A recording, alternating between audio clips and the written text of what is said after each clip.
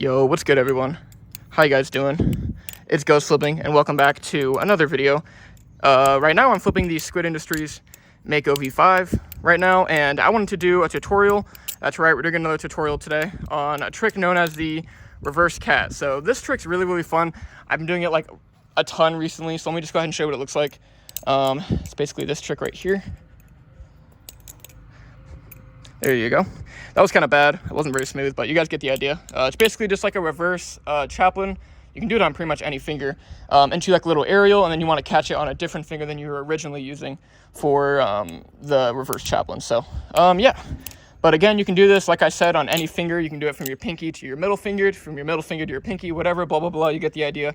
But yeah, for the sake of this tutorial, I'm going to be doing it from my ring finger to my middle finger. That's just kind of like what I'm most comfortable doing. So that's what I'm going to do for this tutorial. But yeah, anyways, let's get straight into it. So for the reverse cat, the way I like to get into my reverse ring finger chaplain is I like to do what's called a reverse thumb chaplain. So that's this trick right here.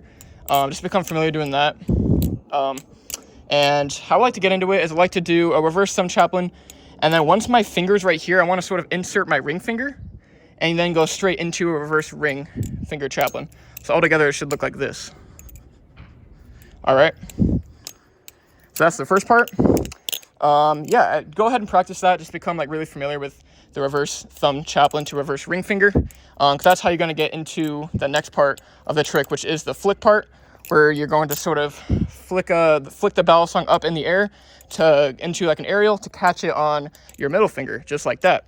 Now the trick for getting the balisong to sort of go up is like what I like to do, like I said, is I do a reverse ring finger. And so the trick for this, sorry, I'm kind of like stumbling over my speech here, but the trick for getting the chaplain to sort of go up in an aerial is you want to sort of build momentum in the chaplain, and the way I like to achieve that is just by going a little bit faster. So like kind of like smaller circles, if that makes sense, because you want to get to the point where the balisong wants to sort of fly off your finger, and that's when you want to sort of, in this case, my ring finger, lift up like this. And when you lift up, it's going to cause the balisong to go into that little aerial motion. So again, reverse thumb chaplain into a reverse ring, and a little flick just like that. So that's the first part, and to be 100% honest, that's probably the hardest part of the trick, is getting the timing down for this little like flick into the reverse middle finger. So yeah, that's probably going to be the part that you're practicing the most when trying to learn this trick.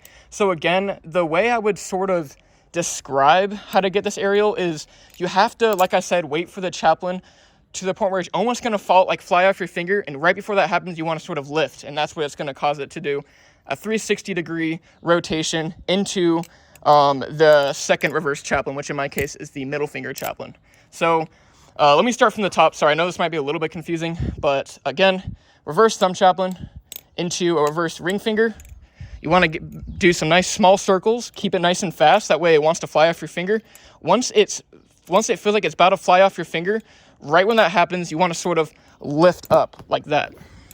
Sorry, that's kind of out of frame, but you want to sort of lift up like that. Sorry, as you can see, I haven't fully mastered this trick myself yet, but there you go.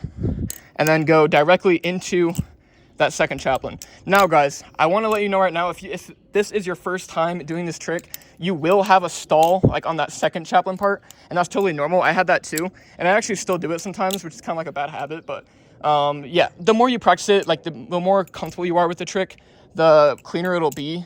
You just got to keep practicing, getting that like feel for when the balisong wants to fly off the chaplain. Sorry, I just dropped my... We're chilling. But yeah, guys, again, reverse thumb chaplain into a reverse ring finger, gain some momentum, flick up, and then insert your middle finger. Sorry, guys, I had to do a little jump cut. My phone just died. But yeah, basically what I was trying to say is altogether, it should look like this. This trick is really, what's it called?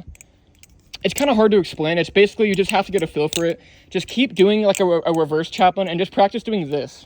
Practice like getting a feel for when the balisong wants to fly off your finger, and that'll sort of help you get into like to build that muscle memory of when you should insert your middle finger for the second chaplain. It's all like muscle memory. But yeah, that's pretty much it, guys. It's pretty self-explanatory. Just go ahead and practice it. Definitely practice over like a soft surface because you will be dropping it. But I'll go ahead and provide a slow-mo for you guys. But yeah, that's gonna be it. That's gonna be it for today's video, guys. Hope you guys have a fantastic day. And I will see you guys in the next one. Peace.